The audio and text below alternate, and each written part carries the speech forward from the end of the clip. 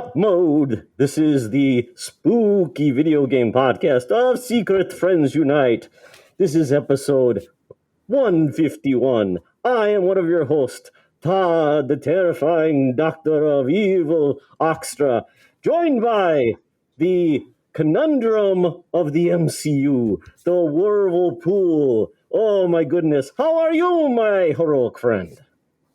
I am good. I don't know why that's my Wolverpool voice. I could have just gone with like a Deadpool impression or a Wolverine impression, but I went with that one. So that's what we're going to go with. You're very Canadian tonight. I feel it in the air. Yes, I feel it in the cockles of my heart. Well, I hope you don't come down with the plague, but if you do, you've got the doctor to help you out. I can draw some blood. You'll recover quickly because you're a mutant. You have powers. Just make sure you don't cut me open if that's cutting a check. You could cut me open and pay me that way. Oh, well. We shall see. Well, welcome to our Halloween episode of Co-op Mode. So hopefully everybody's in time for a spooky experience in the world of video games. So with that, we need to get into the business of this show, which is thanking our really spooky Secret Friends squad. Yes. I want to thank everyone over at patreon.com/secretfriendsunite, where you can head right now for a free 7-day trial to check out all the ad-free shows, Discord benefits, exclusive shows, all that fun stuff. And I have to thank the amazing people over there already, including our besties tier, Derek Trevelyan, aka the Figure Dude, Francie, the official hairstylist of the SFU, the Xbox Expansion Pass, and Charlie's Uncle Tim, as well as our Friends with Benefits tier, John Sedorf, Phoenix Sisters Entertainment, Brennan Myers, Corey in HD, the Boss Rush CEO, and Matthew Keel, as well as the amazing Secret Friends Super Squad. I'm going to change it to the Secret Friends Super Spooky Squad for this episode. That is Sean, Stella, and Henry Nias. Thank you all so much. Again, head over to patreon.com/secretfriendsunite, where as little as $2 a month gets you exclusive shows, extra content, no ads, and Discord benefits, and helps us out immensely. So thank you so much. It did even get spookier because, oh my goodness, Wolverpool, we're going to have our October Patreon party on October 30th, 8 p.m. Central. So join us for our spooky games, the scary ways to get to know each other, and maybe we might have some games that inspire fear in the contestants who play them. So please join us on a trial. We welcome you to be into the spooky zone of SFU. My goodness, Mark, did you see those guys?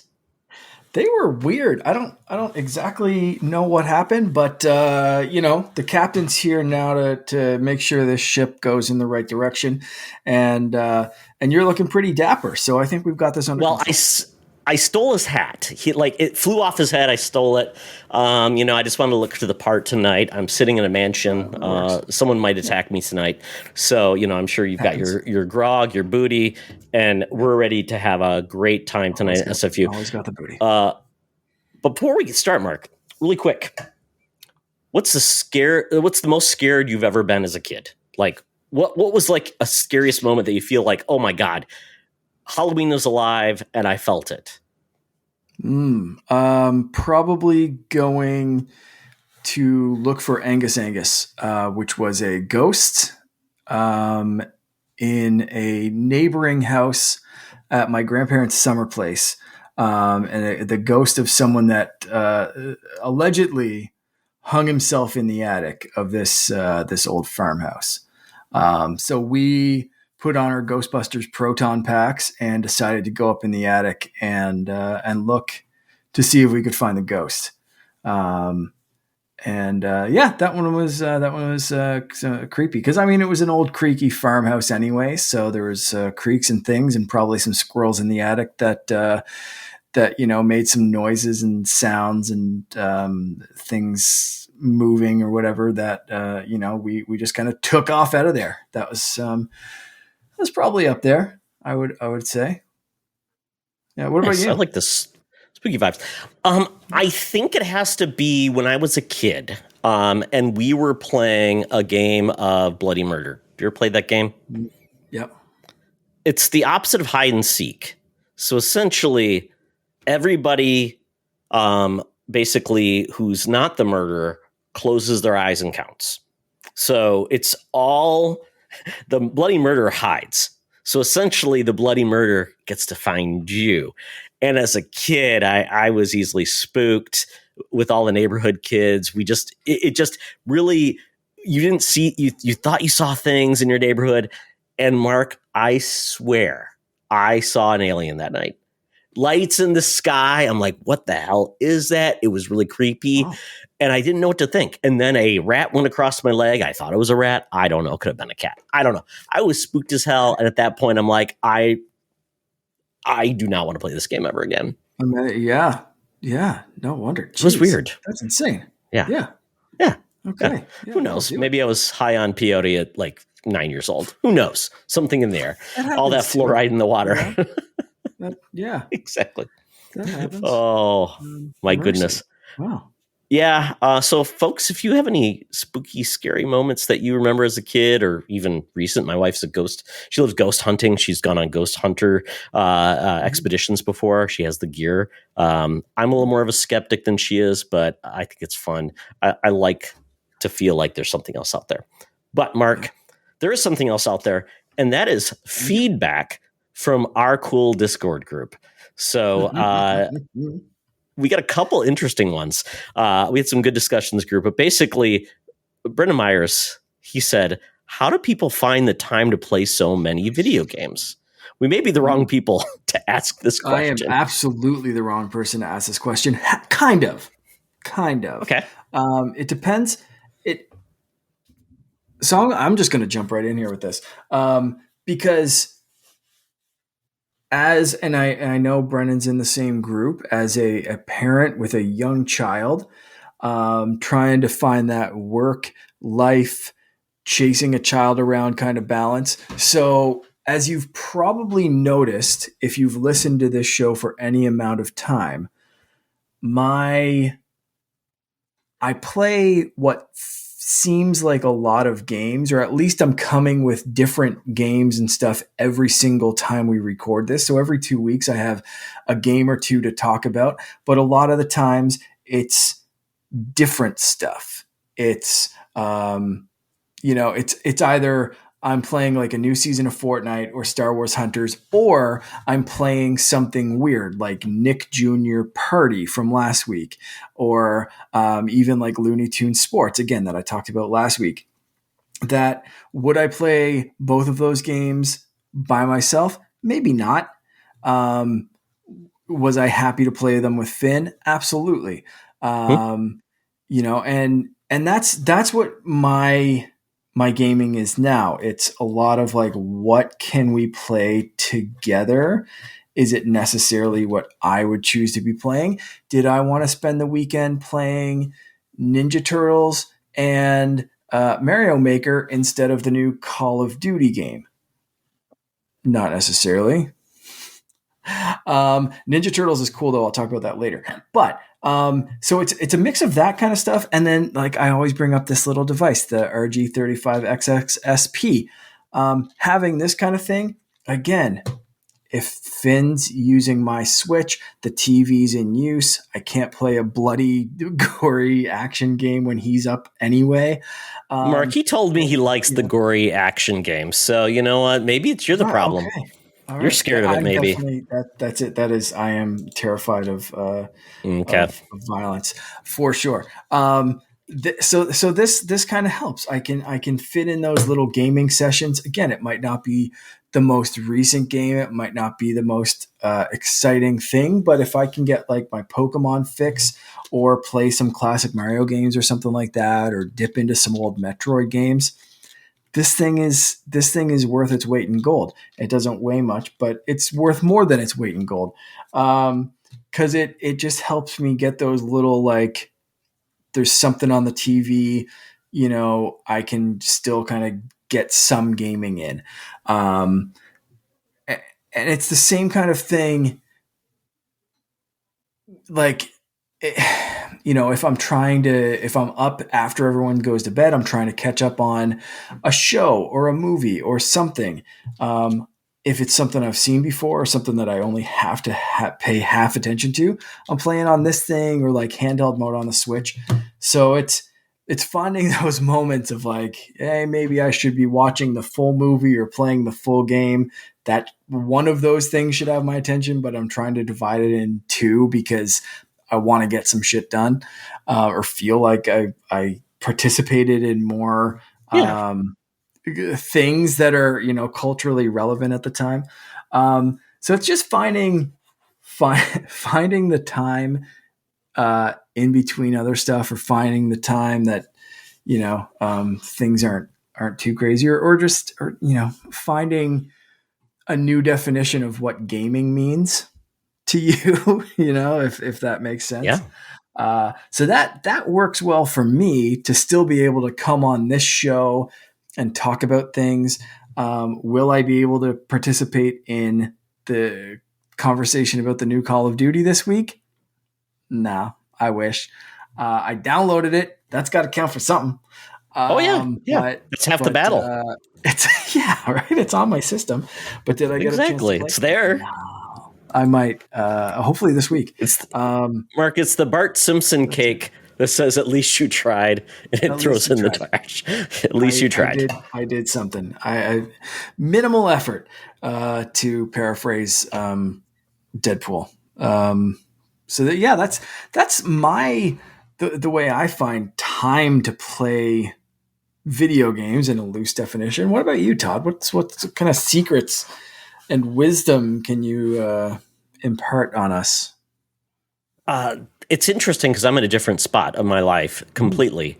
My son is in college now. I don't have little ones running around. I don't have to worry about going to bed at a certain time, or worry about waking him up, or, it's just me and the wife now, except Logan keeps coming back home every weekend. So apparently he misses us, and that's fine. But it is a different expectation. But once again, I also do a podcast about, geek media. So I have to cover off on comic books and, movies and TV and stuff. So it's like, I have to balance a little bit of everything, along with just, what's going on in the world, work and chores and everything as a married man in a house to take care of. But I've gotten to the point, Mark, where I'm not obsessed with finishing everything. I'm okay with getting enough of an experience that says, yep, I understand what it is. I'm good enough, and moving on, which is important because there's just too many games. And I think if you're okay with that, not having like 100%, I'm renowned. I've owned PlayStation consoles forever. I don't need platinum trophies, because to get a platinum or, 1,000 gamer points or whatever it is, it takes extra time to do those things, quite honestly, that don't always bring you joy. If they bring you joy, great. But for me, it's like this fake digital currency that I can't spend. It's fine. But other people enjoy it because it brings more excitement to the games they play. So I'm perfectly fine with finding the fun. And if I can't find the fun, I drop it. So that's where I often feel like I'm struggling to find the game that captures me, that keeps me around. And I think that's important. Don't force the fun. If you don't find the fun, move on. And that's why I sample a lot of games and rarely stick with a lot of them if they don't capture my attention. It shouldn't be like, oh, wow. That's why I do Gamefly. I feel like I don't want to own games. I want to experience them. So I don't feel like I've wasted money or I'm obligated because of a budget. So that's my thing. But obviously some people find time because gaming is their favorite hobby. It's their only hobby, and that's what they spend time. So it's funny. People said, like, how much is too much? Or so it's like it's arbitrary to the point of where you feel like you find enjoyment. But there we go. We got a question though from Brian Horan. This is Charlie's cousin. He said, if we don't answer this question, like, we're in trouble, Mark. So I mean, I put it in anyways. That idle little threat there. I put it in anyways. Not intimidated. We were going to answer it anyway. So don't feel like we did this for you. I really want to make that very, very clear. No, we did it for Brian, not for you, Charlie. Yeah, no favors there. exactly right. Brian, you can thank us, not for Charlie, because if anybody did that, we'd be like, oh, we're throwing that question out the barrel. But because you asked 100%. so kindly, so he says because he does a Byron return comment, but he says, "What's the best Resident Evil game and best remake?" So, Mark, I don't know what your stance is on Resident Evil because I don't spooky games and Resident Evil. I don't know where you stand. So, tell me more. I love the Resident Evil series. The early Resident Evil games. I played every single one. I haven't played too much past Village of like the new stuff. But oh man, yeah, early Resident Evil. Holy crap, that was one of the reasons I bought a GameCube was all the remakes and stuff coming out. And that era was amazing. So I'm going to give a basic, it feels like a cop-out answer, but I believe this one. Best Resident Evil game. The first one and the best remake, same answer. That is my answer, is the remake of the first Resident Evil game for the GameCube. That game was essentially the building block for all of the remakes that came after it. It was used for all of the remakes. Like the GameCube version was basically just upscaled, made to look prettier for most of those other later re-releases for like PlayStation 4 and Xbox and all that kind of stuff. Like it was basically just the GameCube version, just prettier. So that first game, the first feeling, and I guess for me, a lot of nostalgia is playing into this. You mentioned scary moments before. So playing the Resident Evil GameCube remake by myself, home alone, in the basement, thunderstorm at night, no one else around. Freaky, because there's things going through the window. There's a window right up there, basement window, and there's rain beating on the window coming down. There's, like I said, thunder and lightning outside. There's thunder and lightning in the game. I feel like I'm fully immersed. The lights are off and just like crazy, creepy video game experience. And the dog comes through the window and I'm like, oh, Jesus, okay. All right. Why would dogs come through a window? They're not supposed to do that. They're not supposed to. Dogs. So just like that first game means so much. And I loved, like, 4 was amazing. I love even like 0. I have great memories of. But there's just still something about that first game, especially the remade version. Still had tank controls, but still it felt, I don't know, man, it's just something. So yeah, Resident Evil original remake, best. That's my answer for both sides of that. What about you? How's your experience with this series? So it's so weird because I got a PlayStation in college, so I played Resident Evil, loved it, but then didn't play 2 or 3. I don't know why. Don't know why, Mark. I can't explain myself. And then I tried the RE remake on GameCube, but I wasn't that interested because it didn't feel that different. It was prettier, and it was the definitive version at the time, which was important. And I never really got into 0. 0 is kind of a little weird and wonky. But RE4, man, that is a banger of a game. So I'm going to go a little bit different, though. RE4 Remake is my favorite remake. It's amazing. Ooh, yeah, I love that game. Yeah. Oh, it's so VR version good. too. Oh shit, that's a good one. Oh, and that's the thing. The VR Resident Evil in VR is just like its own platform at this point. I mean, and they have embraced it fully, which is amazing. And quite honestly, some spoopy stuff. But I love the remake and also the Separate Ways DLC, which I never played before. So that brought it to life with Ada Wong. That is amazing. But 2 and 3, since I never played them, it was great to have modern versions of those games. So amazing. Right. Yeah, it was great. But my favorite, like, core Resident Evil now, it's so weird because I have loved 7, but 8. 8 is probably my favorite game. The spooky, creepy, sexy vampire lady, Lady Dimitrescu, is amazing. There's a creepy baby in that thing, dolls, and I just love it. I just love it so much, and I need to play the DLC in both games, but love them to pieces. I love the first person, the fact that they've reinvented the series. But But man, I can't wait to see what they do in 5 and 6 because 5 and 6 are a hot mess. It's all I'll say. Oh, thank you, Brian. Thank you, Great Brendan question. Myers, for your Great question. questions. Absolutely. Yeah. So we actually get into it's kind of in a weird order, but buy, rent, return, Mark. This week, I've updated the graphics for this. I thought it was fun to put in like actual video stores in the background. I was trying to think of what is a good Canadian video store. If you think of one and you got a graphic, I'll add it in. It's really Blockbuster or like local mom and pop shops. Oh, okay. So unless I can find you like a 1990 like picture scanned in of like Game World or something like that, like Blockbuster means the most to me aside from those little mom and pops. So like if your town had a video store, send it to me and I'll put it in there, because a video headquarters and family video, but definitely Hollywood and Blockbuster were my mainstays, but I grew up with mainly mom and pop. We had one called Family Video as well, like, or Sydney Family Video, I think, because I live in Sydney, like that. So like, I mean, you're even hitting it with that, right? Like, like between Family Video and Blockbuster, like you at least name recognition, like the sign wasn't the same, but name recognition is there. Yeah, I grew up in an area where we never had a mainstream video shop, so it was always like the local one that wasn't that great, and like, okay, kind of creepy. Smells of maybe dead bodies, and there's a curtain. Don't go back there, kids.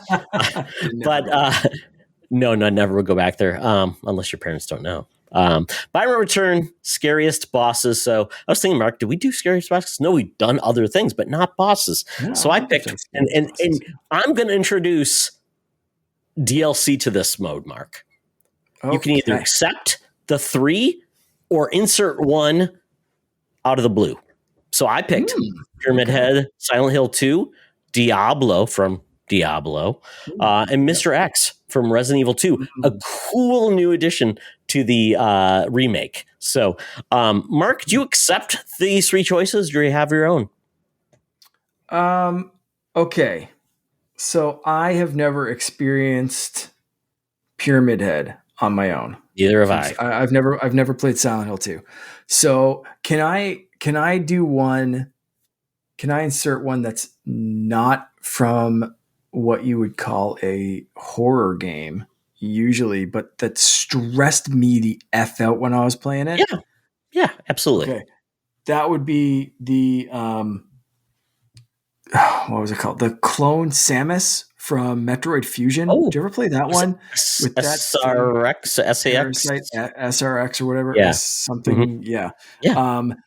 That thing sucked and would just come at you. And very similar vibes in Metroid Dread, which gave me existential dread playing that. So the Metroid series. But you know what? I think one of those two maybe instead of Pyramid. Although I like the design of Pyramid Head, so we can leave that one in there if you're okay with that. I'm aware of him. I've never experienced him.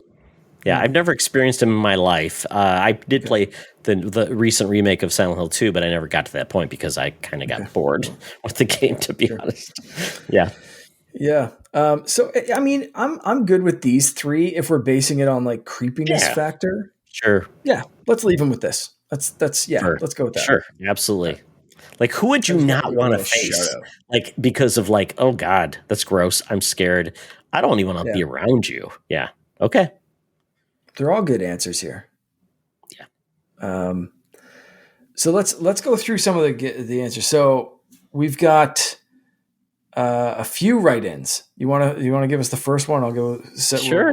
Brian Rand. He buys Mr. X. He's from Resident Evil 2 remake. Rent Pyramid Head. And then Return Diablo, bias included. No further discussions. Once again, Resident Evil question. Yeah, absolutely. He recognizes his question. Yeah. Good question. Yeah. Good choices. Yeah, I like it. We've got Ryuketsu or Ryuketsu, depending on how you pronounce that one. Correct me somewhere on Discord. I'll fix it next time. Return. So he's going with the return first. Return Mr. X, marry / buy Pyramid Head. Some stuff to unpack there. And rent Diablo. Yeah, the Mary Boff kill or the Mary whatever. Yeah. Yep. But specifically return and rent the other two. So it wasn't kill and Boff there, but specifically Mary. There's. Does he have like a pension money? What does he bring to the table as a husband or a spouse? A big sword. He's a provider. A hunter provider. I guess. All right. Moving on. Okay. Luke says, "Buy Diablo, rent Pyramid Head, return Mr. X. Mr. X is dumb looking and not scary." Oh, Luke. Oh, I thought he looked kind of like Dolph Lundgren. When I looked closely, I'm like, oh, yeah, Dolph is back. Drago. Yeah. But, yeah, why not? Okay. Yeah. Brendan's? And I'll go with Brendan Myers. With there being, that's we have follow-up questions too. Luke and Brendan also have questions too. Sure, I skipped. Yeah, I should maybe read before I read. Okay, bye. Mr. X getting endlessly chased for a time is scary and literally has had nightmares about being chased. Okay, that's terrifying. Rent Diablo for demons, scary. And return Pyramid Head because I never played. Valid. That's 100% valid. So we've run the gamut from gaming experiences to real life want to marry some of these. So we're all over the place. So let's take this one as you decide to interpret it. What's the scariest one theoretically? What's the scariest looking one? What's the scariest gameplay wise? How are you going to tackle this one, Todd? Ooh, this is a tough one. So scariest, I will tackle it from like a gameplay perspective, which kind of makes it tougher because Silent 2 is my like dead zone. It's not for me. But gameplay wise, Mr. X, holy crap. The fact that he just shows up out of the blue and you can't do anything to him really. And it's just unnerving because you never know what's going to happen. It's amazing. I love that. Versus Nemesis, who kind of shows up, but he's okay, but he's not that bad of a guy. He just looks bad, as they say. I'm not a bad guy. Yeah, But yeah, Mr. X, oh my God. And he's just so stoic. He's like, what is he doing? It's never explained. He's very classic horror villain trope of like, you can run all you want. This guy's only going to walk. And then you turn around and he's behind you. And he's just getting his steps in. Physically doesn't make sense. But here we go. And he always catches you. He's just getting his steps. Yeah. He's not doing cardio. Olympic distance runner versus giant dude slowly walking. And somehow they finish at the same time. Wins this one. Yeah. Exactly. It's just what? Horror movie logic. But you know what? It's scary when it's happening. Absolutely, yeah. So he is definitely someone I wasn't aware of really, and when I'm like, oh God, please don't show up. This is ruining my day. Diablo, scary, but quite honestly, a really good battle. But he doesn't scare me. He looks like that demon. You kind of know what to expect. Yeah. So, but I like battling him. So maybe from a gameplay perspective. So I'll definitely rent him because I've played many Diablo games. Mm-hmm. Pyramid Head, you know what? He wins the prize for just being a weirdo and really creepy with the big sword. He's got those weird, creepy nurses that are probably his groupies. Maybe Ryu Ketsu's marrying him because he can have the groupies. But I never battled him, so I don't know what to expect. So Mark, buy, rent, return. Okay. These wonderful gaming systems. Yes, buy, rent, return. I'm gonna go similar, I think, to what Luke did, and basically kind of give the same answers. I'm gonna go aesthetically scary bosses, and sadly, that is putting Mr. X at the bottom as my return because he's scary enough looking. He is scary looking. I'm not going to go exactly the same as Luke and say that he's just dumb. He's scary looking. He's creepy, just slowly meandering and following you about. However, like a KGB agent. Yeah. I don't want to meet him in my everyday life. But if you told me that a guy in a hat and a trench coat was going to follow me, or I could meet the pyramid head thing with a giant sword that's already bloody, and he's wearing like torn rags, and for some reason has this giant pyramid head. I'm going to pick Mr. X. Like, I'll be the little spoon. Let's cuddle, Mr. X. I don't want to meet Pyramid Head. Same thing goes even more so to the actual devil. Diablo is, a terrifying fire demon with twirly horns and gnashing teeth and yellow burning eyes. I don't want that in my life. So in terms of like actual like visceral fear response, if I had to be confronted with these three things, I'm going to buy Diablo, rent Pyramid Head, and snuggle with Mr. X because he is the least terrifying of these things. Oh, you could marry Mr. X and become Mrs. X. I'm fine with that as long as I don't have to meet a fire devil.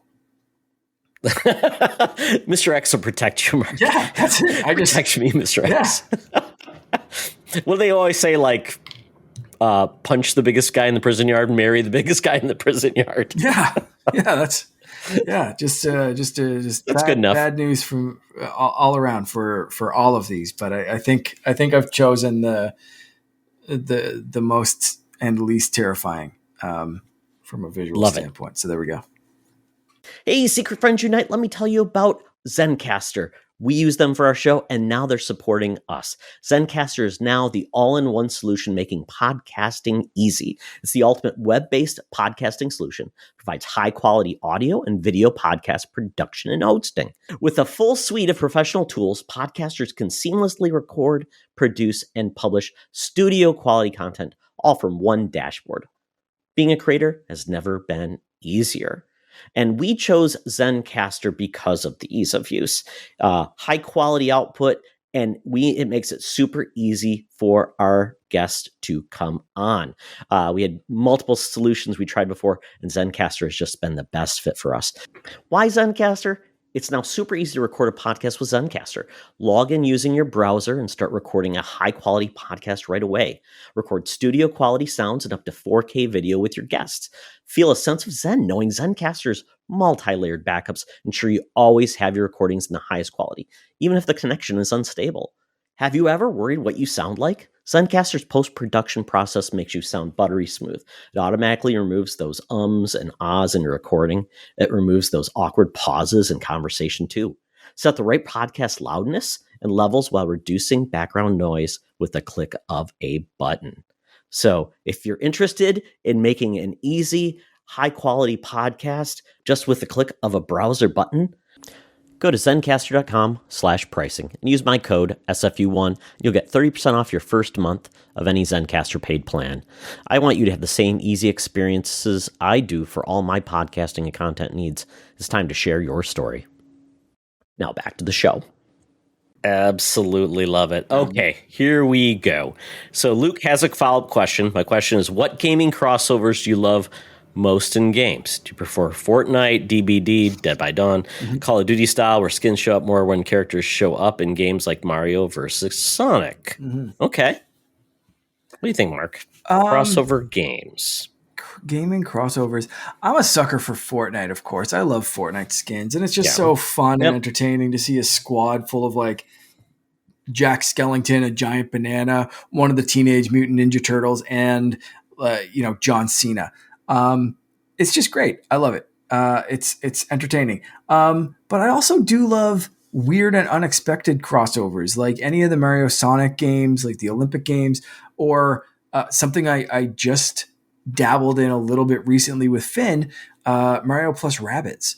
So weird and unexpected. We played the Rayman DLC, which added just another character in that same kind of game and stuff. And it was just, I love that kind of stuff. I love when it's just kooky and they make it work with some sort of flimsy little fun plot device that it's like, here's the way to explain the Rabbids being in Mario's universe and just have fun. Here you go. So that's great. I don't, like Call of Duty, it's fine, but like it's a first person game. You don't really get to see the person. Exactly. Your skins. It's like, unless you're just looking after the fact or you see somebody there. It's Yeah. a benefit I don't understand for like it. everyone else. Or at least Fortnite, I'm getting to see like, Batman's third person kind of thing. Yeah. So that's, I like that kind of stuff. I don't know. What about you? I mean, and then when you see like I'm trying to think, there's been the Universal Monsters in Fortnite, like seeing like Dracula do like the gritty. I mean, what's better than that? Yeah, exactly. It's just Yeah. a nonstop entertainment. I was making Frankenstein do Gangnam Style this week. I mean, as it should. Yeah. I mean, come on. Yeah. Everybody should. I mean, for myself, I love the fighting game crossovers. It makes me think of like Soul Calibur, when you got like Yoda showing up, or Darth Vader, or Link, or Spawn, or Heihachi showing up against Soul Calibur. I love fighting games. Even like, I mean, trying to think, Smash. I mean, you got, is the ultimate crossover, right? Yeah. I mean, with all I just love it because you feel like you're getting a bit of what makes those characters themselves, but also taking on like Mario, Yoshi. Makes no sense at all. Absolutely love that stuff. The other one would be my favorite probably Disney Infinity or Lego Dimensions. Yeah, for like sure. Taking those characters, and they're so much fun, and crossing them over. And I mean, we do get some of that with the Lego within Fortnite, but I'm all for like those games coming back where you do get like the properties crossing over, because right now Fortnite's kind of doing it with everybody, and we know they're doing Disney, so but that's kind of my thing. I mean, I am Disney all in for that are there. Cruella, Maleficent, and Captain Hook that are in the shop right now. Absolutely, like peak Fortnite designs, taking existing characters, Fortniteifying them, and making them fit into the world. Like this Disney partnership is going to be producing some really cool stuff, if that's anything to go on. Yeah, even Multiverses, it's free to play right now if you want to play with it, and you can play with all of the WB characters. It makes no sense that like Game of Thrones characters are hanging out with the Looney Tunes, but you know what? Why not? If you like a little more adult content. Oh, okay, Mark. The next one's yours. Winter Gamer. Brendan has a question about. With there being originally 151 Pokemon, what are some of your favorite spooky or creepy Pokedex entries? I'm going to go a little weird with this one, because I think we've talked about this before, and there's some really, really, really creepy Pokedex entries. Gengar. I remember the episode with, I think it was Adam Leonard when he was on. Yeah. And you talked about all the weird background for all the weird Pokemon. Like, who made this game? A serial killer? That's what we're talking about here is the little descriptions and stuff of Pokemon. I'm like, there's one Gengar, like, is, wants a companion and kills people to get a new companion because they started out as a human and they want a companion, so they kill other humans to get a companion. Creepy stuff. But I'm going to go with one that I don't think I've discussed here, and that's from Pokemon. Oh, okay. Pokemon Yellow, I think, is the description here for Parasect, which is an evolution from Paris, and it's like a little bug with a mushroom on its back. It starts off with 2 little mushrooms, then a big, big mushroom for Parasect. The description, however, the bug host is drained of energy by the mushrooms on its back. They appear to do all the thinking. This is like the Last of Us. Like the Cordyceps. This is the Last of Us. The bug that you trained as a baby, the Paris, is dead. The mushrooms have now taken over, and you're training and carrying around a zombie in a little Pokeball. The bug is dead. The bug's dead. You're training sentient mushrooms that are controlling a corpse of your once beloved baby Pokemon. So,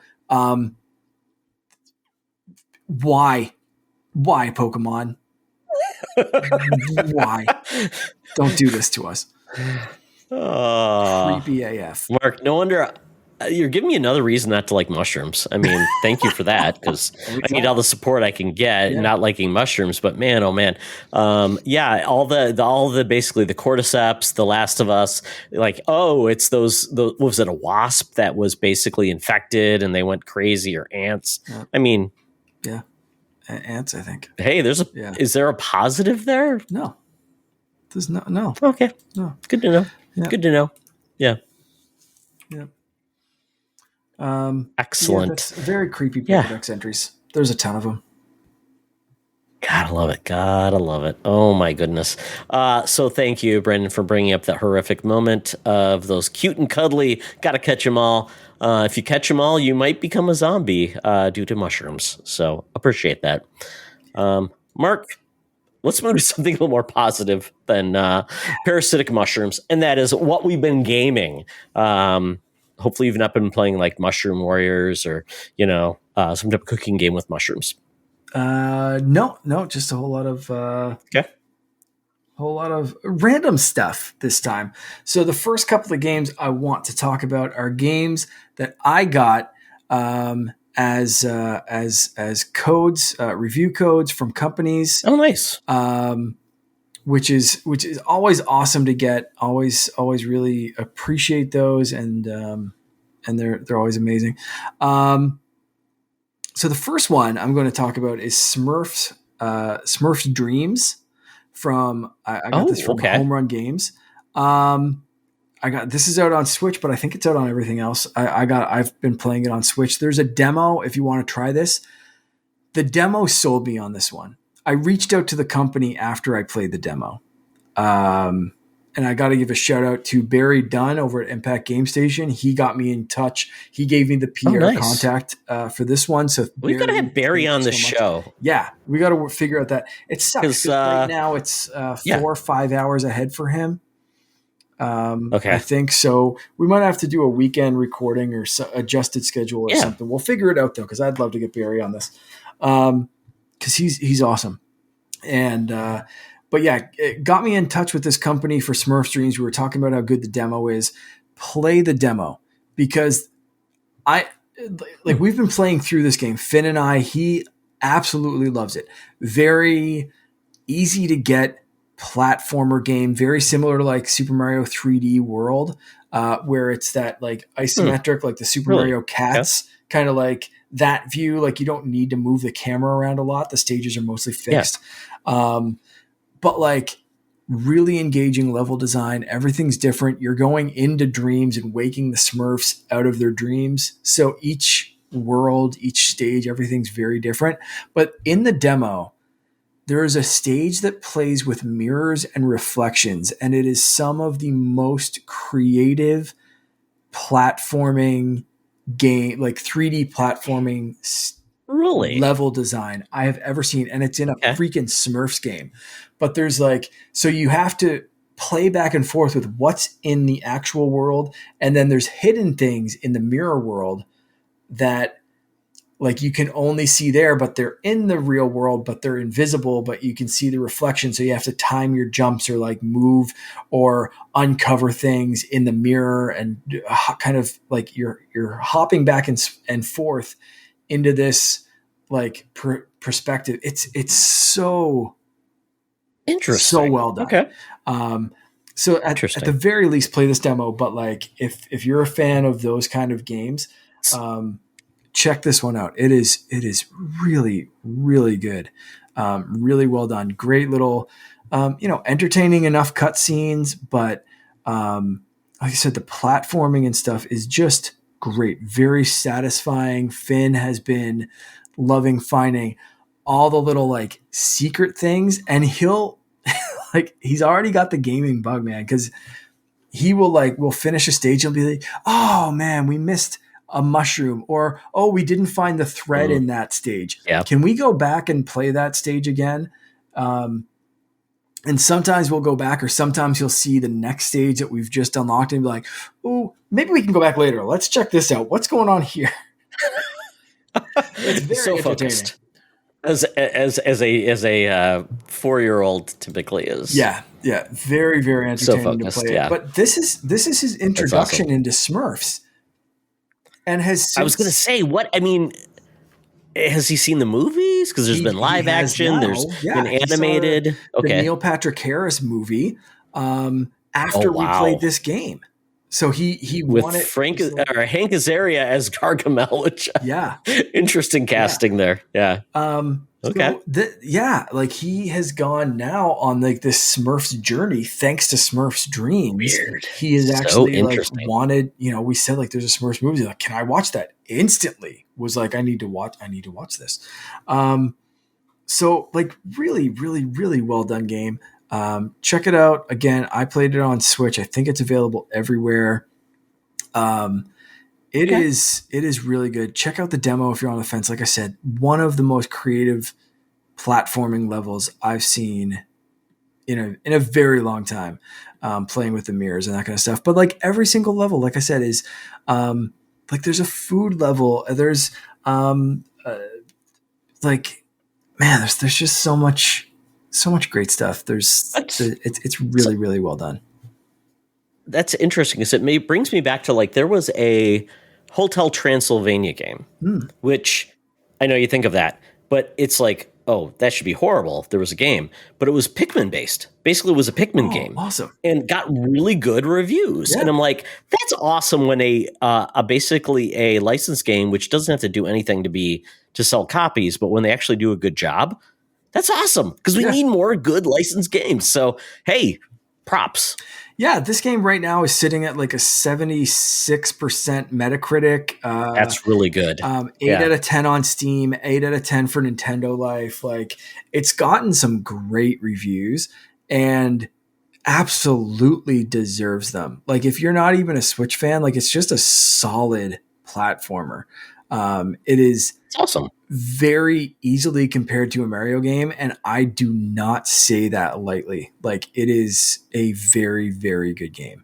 And like, I don't have any real attachment to the Smurfs franchise. Like, I've been familiar with it my whole life. It's always been around, but it's not like something that I've just been like, I need Smurfs. Like, I'm going to go get a Smurfs tattoo. Like, that's, it's not like that level of like, Mark, I am a child of the Smurfs. Right. Yeah. I remember the Smurfs movie, the quest for the magic flute, and Peyo is making little characters. And my junior high science teacher hated the Smurfs so much that he actually created like a torture scene in his classroom where he was like putting them over vats of acid.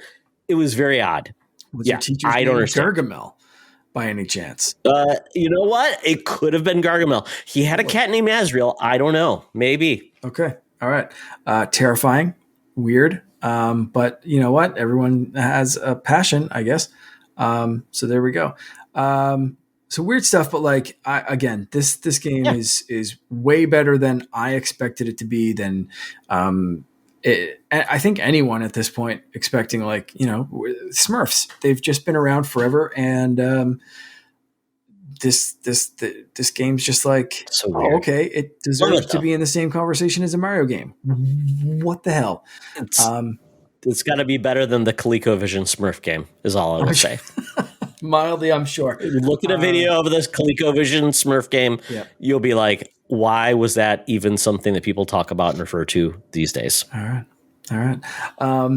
And again, great. I think I mentioned this, but we've been playing this together, Finn and I. Great 2-player, great multiplayer.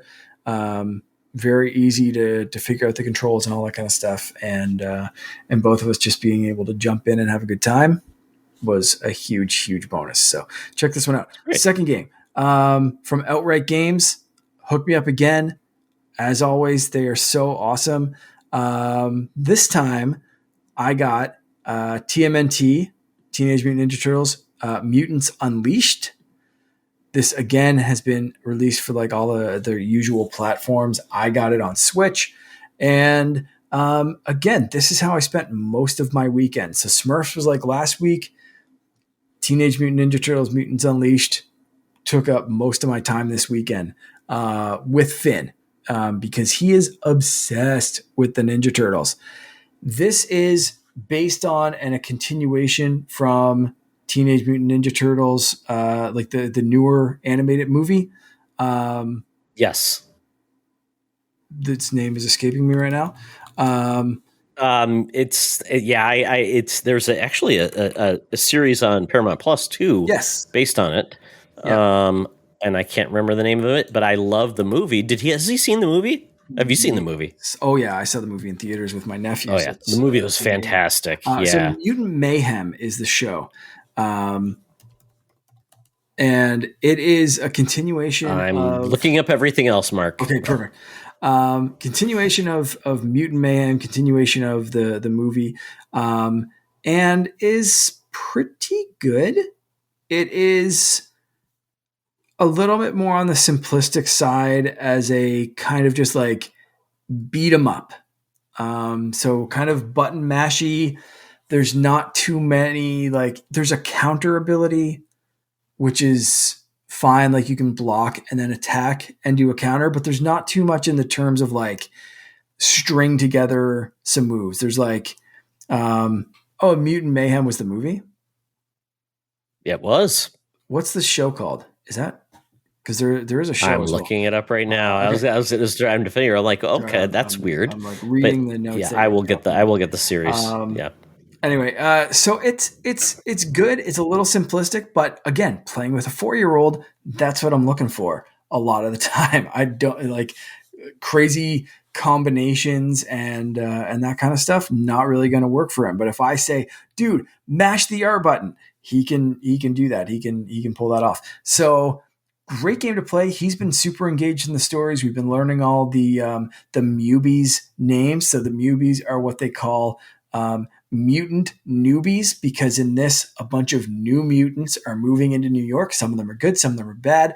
And it picks up where the movie left off. So like Bebop and Rocksteady jump in pretty early on and kind of give you an assist. And then you kind of keep going. You're trying to rescue or kind of help out April O'Neil, and they come in clutch at the very last minute and kind of help you out. And their introduction in this game is gross and entertaining. So it's got that the exact same feel as the movie. They really nailed the look of this one. So if you're into the movie or into the TV show, if you like that version of the Turtles, same voice actors for the Turtles at least. Great. April's different. You know, they don't have like the big name stars, but the four Turtles are the same, which I loved because no Jackie Chan. I don't think Jackie Chan's returning as Splinter. Splinter is in this, but I don't think it was him. But like it was Jackie kind of Chan. Yeah. Yeah. But like super entertaining, really well voice acted, well animated, entertaining, and Finn's been having a really good time with it, which means I've been having a really good time. Weirdly enough, only 2-player multiplayer instead. I was going to ask you about that. Yeah. And what I think is local and online, or just local? I know it's local. I haven't checked online. I really should have looked that up, but I didn't. I'm going to check it out right now if it's in the show notes or anything here, or the game notes. Anyway, I will continue to talk about that. Single system, 1 or 2. So you have to have the same. But so an interesting part of this, which I really appreciate, so it might piss some people off because Finn got a little confused and then just kind of accepted it. You do not get to pick the turtle that you're playing as. What? That's so weird. It is very weird, random. But it ties into the story, and different turtles take over at different times. Got it. You can call for assists at different times. So if you're playing as Michelangelo, you can call for assist, and maybe Leonardo jumps in. If you're playing Leonardo, you call for an assist, and maybe Donnie jumps in. And it depends on who your 2-player is as well. And then the other 2 can jump in for assists. And each time you change a different level, another turtle is going to take over. And one of them, and they always tie it into the story. They always say like, okay, I think we should go down. You know, if Raph says, I think we should go down this tunnel, then you're playing as Raph. So it kind of works that way. I think it's a really interesting creative design choice because you're playing along with their story. You're not, and there's story beats that they want to hit, and there's dialogue choices that they want to make sure are in there with characters that are in the lead at that point of the story.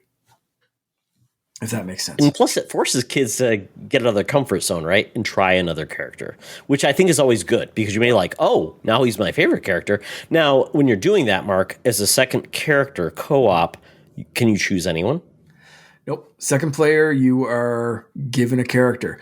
And it was very entertaining. So it's a set narrative. Yeah. Okay. The first stage sets you off as Leo and Mikey, I believe. And I can't remember who's in the lead. It might be Leonardo and then Mikey. But I might have that reversed. I can't remember at this point. Okay. But the second stage mixes it up, but you just basically the two players swap. So Finn kind of at one point, like as soon as it swapped, it was like, oh, Dad, I'm you and you're me. And it was like that kind cute. of fun moment. Yeah. And it was just like, yeah, buddy, okay, so you get to use this weapon now and I'm going to use this weapon. And he kind of started to dig it at that point. So it was still interesting because the same two characters were on the screen and they just swapped. And then the next time it was different characters that we got to use. So it very, very smartly like eased him into it playing 2-player like that. I think if it was playing single player and it just went from like Leo to Mikey, he would have been like, why am I a different character right now? But they were both on the same. I'm giving up or I'm lost interest maybe. I don't know if he'd lose interest because he does like all of the turtles, but it was noticeably jarring for him because, and I think partially my fault, because he has played Shredder's Revenge where you can pick any turtle or like a half dozen supporting characters. So he was used to that. So he saw the turtles and was just like, oh, can I pick the rabbit? It's like, nah. What about Mondo Gecko? No, not this time, bud. This is a different game. So kind of ruined based on that experience, but a very entertaining game. That's great. Solid, solid like action beat 'em up kind of game. Don't expect anything too deep from like the combat perspective, but if you're into this version of the Turtles, it is going to make you very happy because it's continuing exactly along with like the movie ended up. Turtles are accepted. They're known. That's great to hear. New mutants are moving in. Bebop and Rocksteady are kind of like pals now with the Turtles. Like it's picking up exactly in that universe and feels like an organic continuation. So I love it from that perspective alone. Like it's really, really good. So check them both out. Okay, so the next two I'm going to just go really quickly through. Mario Party Jamboree, bought this one myself.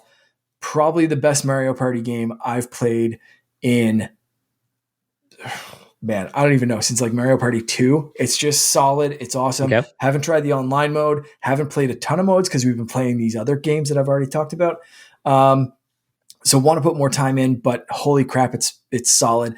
The one complaint I have so far is we did want to play the online mode. My brother and his fiance and myself and my wife, we all wanted to play. And apparently the online mode, or at least the one that we tried to play, is single person per system playing online. So we would need 4 Switches and 4 copies of this game for the 4 of us to be able to play Mario Party online. You can't do 2 and 2 on 2 Switches. Pain in the arse, but maybe there's some reasons behind it. I don't know. I don't even say at that point. I'm like, yeah, that sounds like Nintendo. Buy 4 copies of our game, have 4 Switches. Because we encourage playing together, but not really. Yeah. So weird. So random. Yeah, it is a weird choice. And maybe it's a frame rate issue or something, like 2 players on the same system playing online. There's network issues and that kind of stuff. Maybe, I don't know. I'm making excuses. It was an annoying caveat that we found out after we had purchased the game and wanted to Yeah. play it online. So I still haven't tested the online mode, but the couch co-op. Just spend $300 and you're good to go, Mark. Just spend $300. Yeah, I mean, we already have a second Switch. We just need a second copy of the game, but it's not going to happen right now because we wouldn't play. And then you got to buy it for your brother and his brother, and 180. Well, what is it? $280 later. Yeah, you're good to go. Yeah, no, I think we'll pass on that. So crazy, but that's it. Yeah. I did also want to mention just before I give it to you. I renewed Game Pass finally, like I mentioned. Okay. Intended to play Call of Duty. Very, very happy that I renewed Game Pass because Finn instantly saw that I had renewed Game Pass, downloaded Spongebob SquarePants Battle for Bikini Bottom Rehydrated. Aww. And that was the most use that my Xbox had this weekend. That's too funny. I love that. That game is, why not? He loves that game. That's great. And has just been recently introduced to SpongeBob. And I have hardly even needed to help him through. I helped him in a couple of spots that he was getting stuck in. But that's great. Aside from it, it's not even a game I played. I had to throw it in there just because I was like, yeah, Game Pass. Haven't had it in months. Let it lapse. Finally going to get it back. Call of Duty. Let's go. Loaded it up Friday. Ready to rock. And Saturday morning, can I play SpongeBob? Fudge. Yeah. Here you go. Where's my no family plan with Xbox yet, right? I mean, that's the thing with me and Logan. There's no family plan, so essentially you gotta have two Game Pass subscriptions to be able to play those games at the same time, which sucks. Yeah. That's crazy. Wasn't there a new Patrick Star game too that came out that's there is, weird physics simulator or something like that? That is one code I didn't get from Outright Games, but they made that one. They're doing that one as well. They're handling that distribution. So okay, I will have to check with some people in the Outright Discord to see how that one's getting along. But I did not get a copy of that. So that's all my gaming stuff for this week. Sorry I talked so long there. Todd, what have you been playing? Oh, it's funny because it's a tale of kind of what I wasn't playing. And that would be my sad tale of Redfall. So Redfall, if you know, and let me grab something off the shelf really quick. Redfall is the game by the Dishonored devs, I believe, who are owned by Xbox. Yeah. They made a game about vampires. It's a action, first person shooter with vampires, and it's online co-op, things like that. It's on Game Pass. Basically, the studio got fired, did not do well, and they had a Bite Back edition, which was $30. You'd get DLC and all this extra stuff, and a Steelbox edition. Nice. Yep. They said they were going to refund everyone that paid for this because they canceled and said we're not putting out the DLC anyways. So I'm like, okay, I have still not been refunded for the DLC. Everybody else has for some reason, $30. I'm like, okay, whatever. Yeah. But I've heard this game is better fixed, so I'm going to try and find this. But you guys wanted spooky games. So Redfall, you got 4 main characters you can switch from. They have different abilities, and it's really like an open world vampire hunter game. So cool. I'm all in. I've got my PC, my beefy GP. I don't have an Xbox anymore, but that's okay because I got Xbox Game Pass on PC. I'm good to go. I play it, Mark. I played an hour total. It dumped on me 6 times. I tried everything. I complained. I'm like, what is going on here? So I gave up because people are like, why are you even caring so much about this game? I'm like, it's basically it's for me, it's a mission now to make sure this game works so I can actually play because I bought the DLC. So it's almost like spite. It's like Seinfeld returned the sweater out of spite. I'm playing this game out of spite. Yeah. And I like the ideas around it, but it kept on dumping, and I had like screenshots, and I've got a 4070 RTX. I'm like, I got a beefy GP. I've got a great system. So what did I do, Mark? I bought a new Xbox controller, the Cypher Blue. Yeah. It's the translucent blue. It's wonderful. There's another one similar to it. It's like clear white. Yep. And there's also the Xbox 20th anniversary, which is really cool too. Bought that plus the Amazon Fire Stick 4K Max plus a month of Game Pass for like $80. Jesus. The controller's normally $65. So I'm like, I got it all for that. So I'm like, so I tried streaming on the Fire Stick, and I actually was able to play it there versus my $1,500 PC. Wow. And I'll be honest, the game was not that great. So I went through all those hoops just to figure out the game is not for me. So I'm for this time forward, Mark, and it played okay on Xbox streaming. It's great. It's fine. I'm calling it Redfall. So moving on. That makes sense. So unless you're really morbidly curious about Redfall, it is a game that just did not work. I feel bad for the studio. They didn't want to make the game online anyways, but it is what it is. So Mark, I did play Call of Duty, the campaign. Okay. The fun part about this is I did the pre-install, Mark, because I'm smart. And you could choose what you're going to pre-install. All of the different, I mean, if you want to get everything, it's like 250 gigs. Yeah, it's ridiculously huge. Easy. If you just want the single player though, the campaign, it's like 65 gigs. Yeah, okay. So like I'm a smart gamer. I'm gonna pre-install. I'm good to go. Get on my PC. I'm like, I'm gonna play some Call of Duty tonight. Look, you have to download. I pre-installed it, and it said I have to uninstall it and then download it, the whole campaign. I do.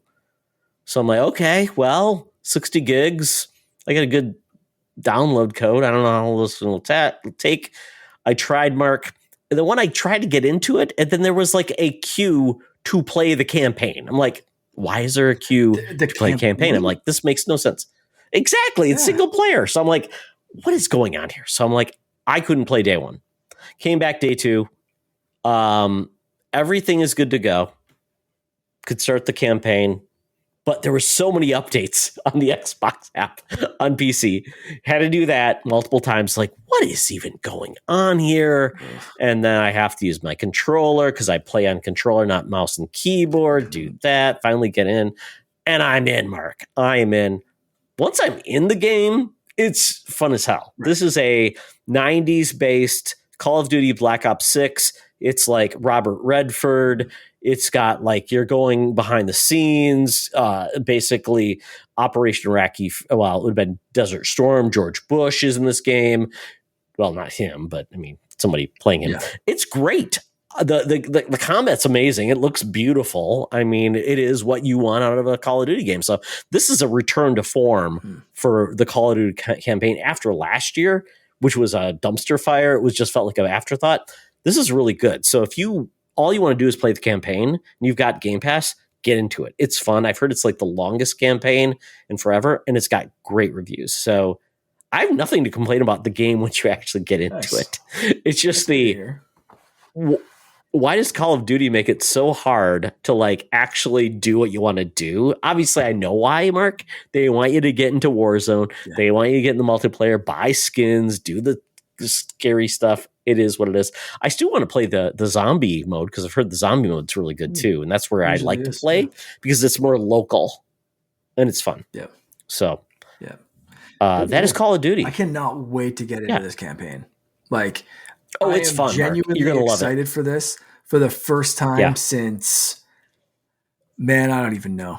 Like, it's been a while since it's hard to know. Excited to go into a Call of Duty campaign and play through the story and all that kind of stuff. So they're doing something right this year. Yeah, I did enjoy Vanguard, and a lot of people didn't. That was the last like World War II game. Right. I did enjoy that game though, but I mean, this one feels just right. So check it out. It's beautiful on your Xbox Series X or your PC. It's great. You could play it online if you want to. I don't know if you'd really want to play it on cloud streaming, but you know what? Give it a try. Yeah. And then next year we'll get COD on Switch 2.0. Yeah. We'll see how that goes. Wouldn't that Yeah. be something? The last thing actually I have an extra one. I will just talk about this. Amazon Prime Gaming, Mark, is that a thing in Canada? I don't think so. Okay. I know I've looked it up before, but I don't think it's available here. Are you a Prime subscriber in Canada? Yes. Okay. So Prime Gaming in the US is pretty amazing if you own PC gaming, or you can play games on Luna, which is agnostic, and you can play them basically. It's like cloud gaming for Xbox. And they offer that as well. But Amazon Prime Gaming has been amazing for games as long as you have a PC to play these games. So, Mark, they put like 38 games out this month on Amazon Prime Gaming. One of those games was the Gargoyles game, the remaster, which was basically the Genesis Super Nintendo game, but basically remastered and redone with graphics. And it's out now. And there was like a limited run games version of it. I didn't get to buy it. I'm like, oh, I'm going to try this game out. So I did play it today, and it's fun. And you has the greatest thing ever when you're doing retro games. You click the right bumper, and it takes you back to what the game looks like and sounded like back in the day. So this is Disney's Gargoyles. I love the series. Never played the game on the Genesis or the Super Nintendo, and it's very fun. I will say, though, the game looks amazing in the new. It looks very animated. Like it just doesn't exactly hit right when you want to hit people. It feels kind of empty in a lot of ways, which is disappointing. But it's really pretty and it sounds great, especially when you go back to the old retro graphics and sound and you go there. But it's great. I didn't have to pay for it. I can play it and get my retro infusion, and then hope we get new Gargoyles content in the future, because it's not a great game, to be honest, but it is fun to see it. And I appreciate that. So it was a game I played that's kind of spooky, but a game I was interested because it's a franchise I love. Nice. Lastly, Alan Wake 2 has finally finished all of its DLC. I'm going to be playing the Lake House later. That is the latest drop that is tied to Control. But the one I did finish the first part I finished was Alan Wake 2 Night Springs. Night Springs is essentially the Twilight Zone within the Alan Wake universe. It's a TV show. And there are 3 episodes within the Night Springs DLC. So I played the first episode. It's really fun. So essentially you're playing a fan of Alan Wake, the writer. And you're a waitress at the restaurant within the town. And your goal is to save the writer because you're romantic and you want to save him. But you go to the back of the diner you work in, and you have to get your shotgun and your high-speed rifle, and you go off, and the town is rooting for you because you're the number one fan and you love him, and it's a love story, and it's absolutely hilarious, Mark. It's tongue-in-cheek, it's goofy. You find out that the writer it's like a soap opera. The writer, who is Alan Wake, has a brother who's a twin who also happens to be a werewolf, and he basically attacks you with like hearts that will hurt you. Sure. Yep. And it's dealing with sibling rivalries, and then you come to love each other, and it's just so goofy, but it's like an episode of The Twilight Zone. And there are 3 episodes total. I played the first one. It's wonderful. I love Alan Wake 2. I need to listen to that music again. If you aren't going to play Alan Wake 2, watch the video from the Game Awards where basically they're doing the big song by the band, and it's amazing. Yeah, awesome. It's so wonderful. Yeah, I love it, and I can't wait to see what's going to happen with Control next, because at the end of there's basically, I don't know if you know this, if you saw it at the Xbox last conference, they have a new multiplayer game coming from Remedy that's all about the Federal Bureau of Control, which is a multiplayer game, which is so weird. And then we also have at the end of the Lake House a tie into Control and what's going to happen with basically Control 2. So interesting. Man, Remedy's on fire. Yeah, laying out their plans. That's awesome. Yeah, it's amazing. I always thought Xbox would buy them because Alan Wake and Quantum Break were all big in Xbox, and they just didn't. So But yeah, I'm glad to see everybody can play that game. Yeah, that's great. Well, very, very good. That is it for what we've been gaming, Mark. Woo. But now, before we get into the bonus round, it's time for an ad.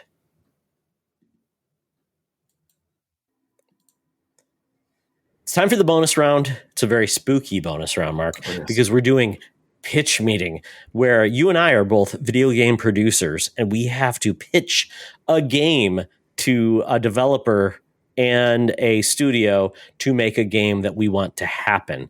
So with that, Mark, I am going to have you pick from 4 different categories, Yep. and I will assign you each one of those. So you give me a number from 2 to 13, and you'll get those. Our categories are setting, genre, mechanic, and name. Okay. So for example, one setting could be castle estates. The genre could be life sim. The mechanic could be turn-based. Or the name of your protagonist could be something like Pedro Wolfcry. So we'll see how this goes. So Mark, I love it. let's start. You're going to pitch it first. For setting, give me a number 2 to 13. Okay, I'm gonna go with it's horror. Let's start with 13. Prehistoria. So do you need a example of what prehistoria means, or do you got it? I think I'm pretty good. Yeah. It's like dinosaurs, cavemen, things like that, dinosaurs. right? Okay, great. Sure. You got that? Yep. Awesome. Okay. All right. Let's go with next. 4 for my genre.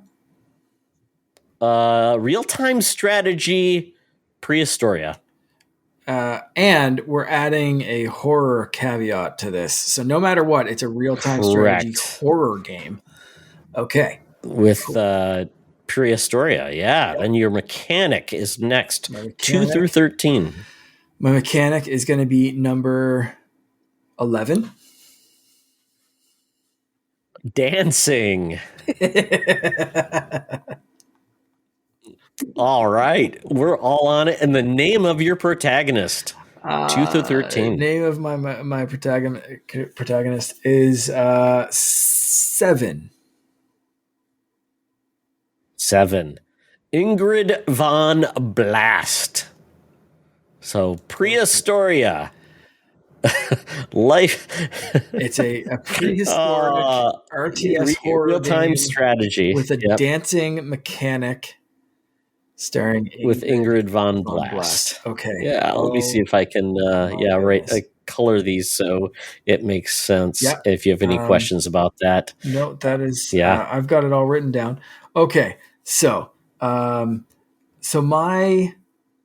idea, poor Ingrid von Blast, dance instructor, retired music video dancer.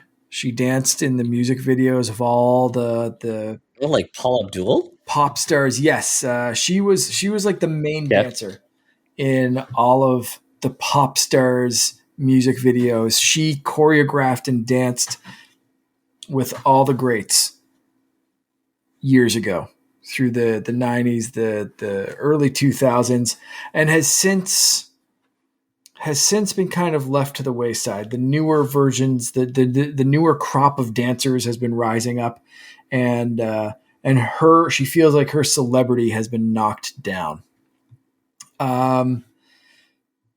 So she got into some sketchy shit. She got into some occult nonsense. She wanted to turn back time and reclaim the glory days, and she went a little too far. She went back to prehistoric times. So now she is forced to train groups of cavemen and train them in the ways of dance, because dance is the only thing that can defeat the time demons who are after her for screwing up the timeline so badly. Very similar to Flash. When Flash messes with the Speed Force ghost demon things chase after him. Very similar vibes. These time demons are everywhere. They're messing up the life for the cavemen. They're messing up Ingrid's life in Prehistoria as she tries to get her way back. And so she has to control and distribute these dancing cavemen that she has trained, and reclaim some of their territory, help get the time crystals back so she can build another device to get her back into the timeline that she's supposed to be in. And but all at the same time, these time demons are closing in. It's very frightening. I don't know how you make existential dread from a real-time strategy game, because you feel so far away from it when you're looking down. But there's time is running out, and time is your worst enemy. So maybe that's the dread and the fear from these time demons. But that's it. You send them dancing. They learn new dance moves as Ingrid von Blast teaches them all the amazing dance moves of the 90s and the early 2000s and beyond. And maybe she'll learn a thing or two about caveman dancing as well.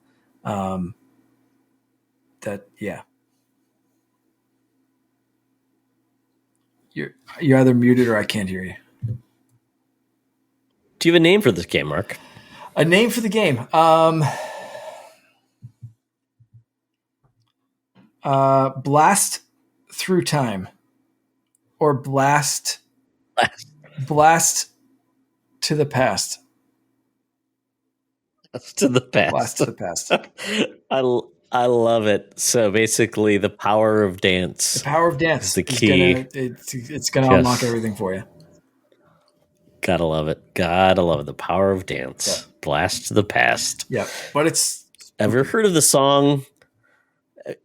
Sure, dinosaurs are spooky. Yeah. I mean, I'm sure they're there. There's things chasing you. You're not the top of the food chain in Prehistoria. You got to watch yourself. No, and you can't moonwalk away from a saber-toothed cat. You gotta freaking run. So you gotta know when to hold them and know when to fold them, and know when to moonwalk away and know when to run. That is how this one works. Are you aware of the band Was Not Was and the song Walk the Dinosaur? Oh, yes, absolutely. Oh, there you go. Yeah. There you go. Yeah. There you go. That's all I'll say is Was Not Was. Hopefully we'll be able to be signed to do the soundtrack to this game, because that's really what it's all about. That has to be one of the first songs. I mean, dance crews, real-time strategy. You got to deploy your dance crews. You got to train them. Yeah. You got to dress them up. I mean, and then, obviously, how do you tame the heart of all these beasts? Dance before they eat you. That's some real dread there. Exactly. Yeah. Exactly. The time ghosts are creeping in. I love it. Forget the time ghosts. Love it. Yes. Time ghosts. Yeah. Dinosaurs. Wow. I love this. Almost as exciting as the Velocipaster. Yes, we could talk about that too. Okay, Mark, right. You passed the test. Ubisoft is waiting at your door to give you a 10-game contract that will be revoked and be canceled. Perfect. I like it. Yes. Yeah. Absolutely. Yeah. Okay. Okay, Mark. Do you want me to give you numbers? Yes, I do. Let's go. Okay. I'm going to give you the first one. I'm going to give you a 7. A 7. Oh, come on. You have Prehistoria as well. What? Yeah. Oh my God. Prehistoria is my setting. Okay. Genre. I'm going to give you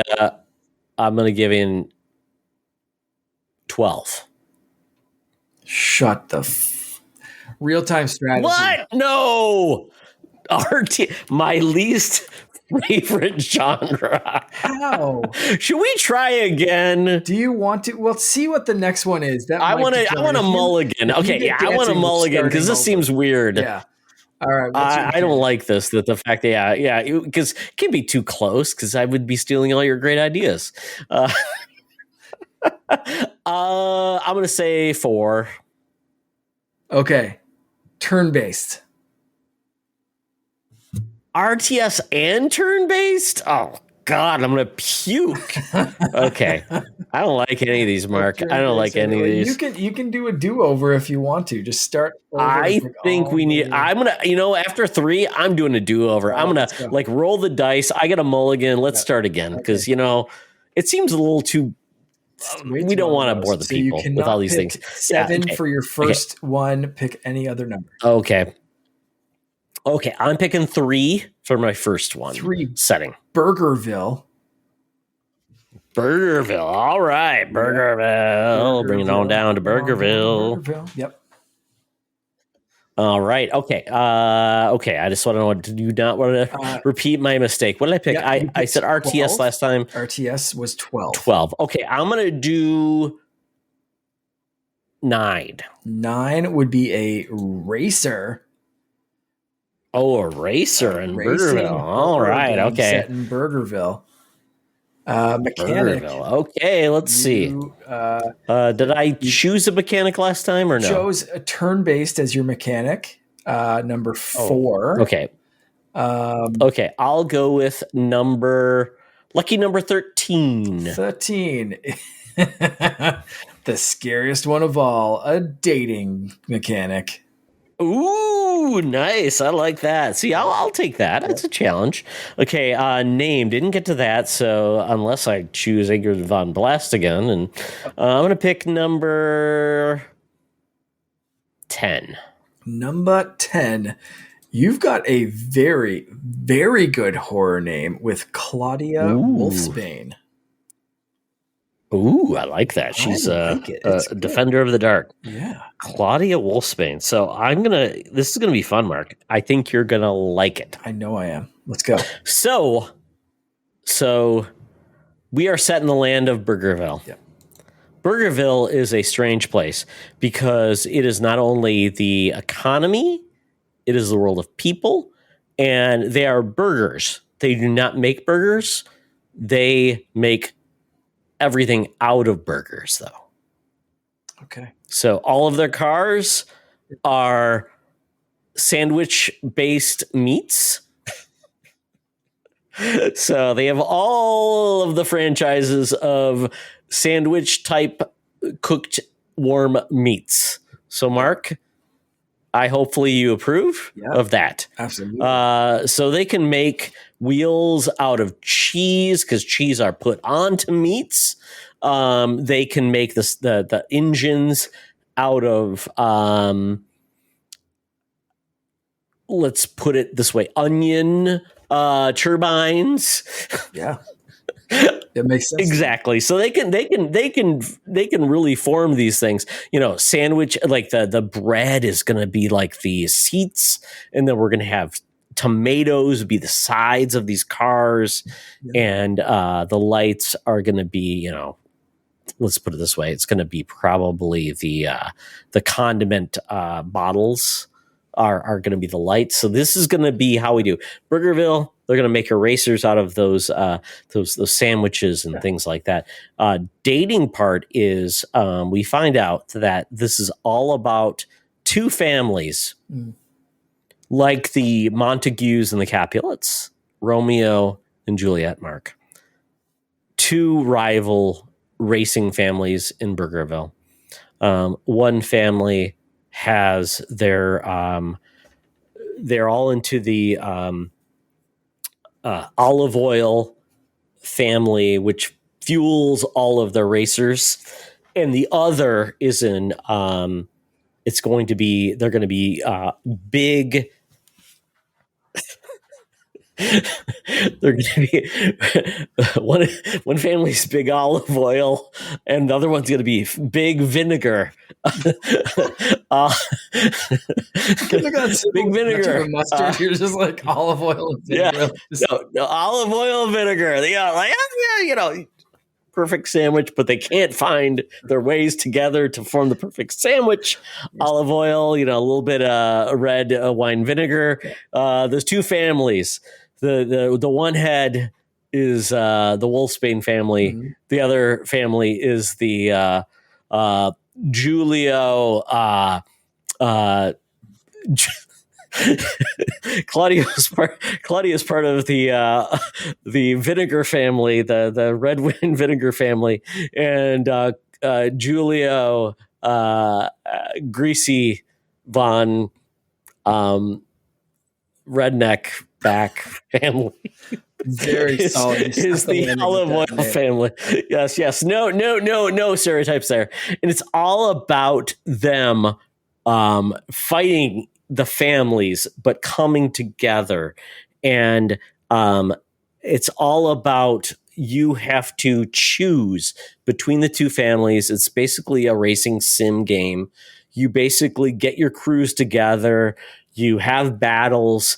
And then you have all of this controversy on who will get what. But then every win you get, if you choose a side, and we're choosing Claudia's Wolfbane, she is also stricken with werewolfism.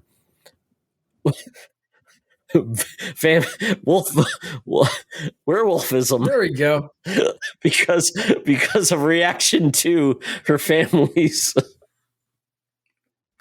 fortune in yes, that's the family's curse. Unfortunately, anyone who part of that family becomes a werewolf because of their reaction to their olive oil family. Or did I get that right? I don't know. I'm all screwed up. But you see how this goes, Mark. Yep. Basically, you win this game by not only winning a race, but also winning the heart of Julio, the guy I mentioned his name, but I can't even remember what I called him. Exactly. So it's gonna basically be a dating sim racing game with two families tied with werewolfism and condiments. The condiment curse. That's what gave her My goodness. werewolfism. Apparently, there might be a little bit of a high silver content in red wine vinegar. I don't know. And they kick it along. Maybe. Oh my goodness. This seems like a game that would be produced by PopCap? Yeah. What are you calling Plants vs. Zombies. AAA masterpiece. I'm going to call it oh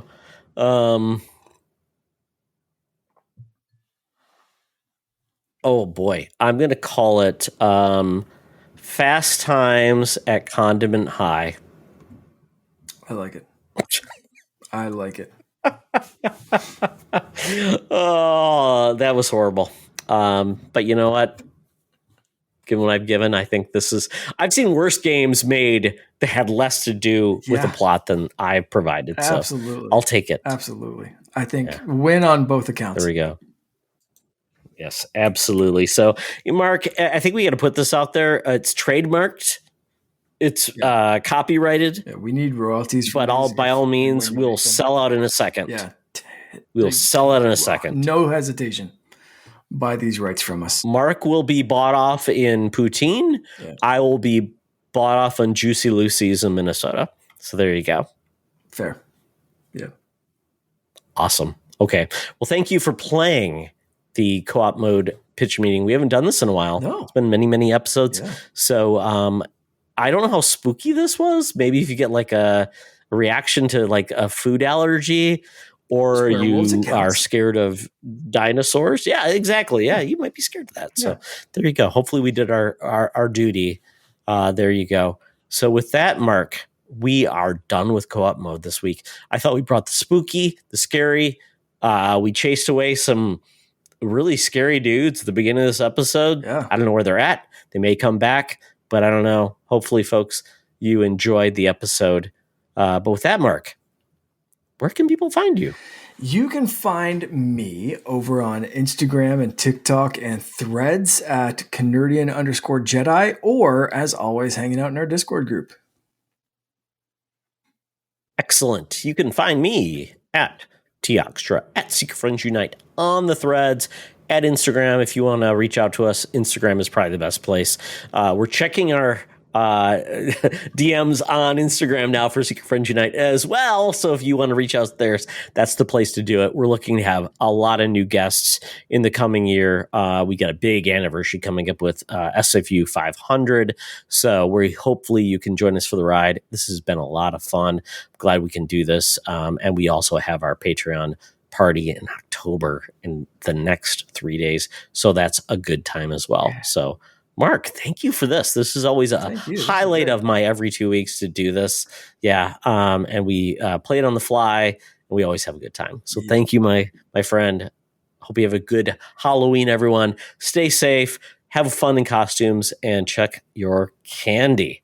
But with that, Mark, it's always better to game together. This podcast is part of the Secret Friends Unite podcasting network, available on Apple Podcasts, Spotify, and podcast services around the galaxy, as well as video on our YouTube channel. You can support Secret Friends Unite by becoming a Patreon member, get bonus programs and more over at patreon.com/secretfriendsunite. Join our Discord community for even more discussions on all things geek. For all the latest updates on Secret Friends Unite, make sure to follow us on threads at secret.friends.unite and visit secretfriendsunite.com. Find our merchandise at TeePublic and Redbubble. Thanks for listening, and may the Force live long and prosper.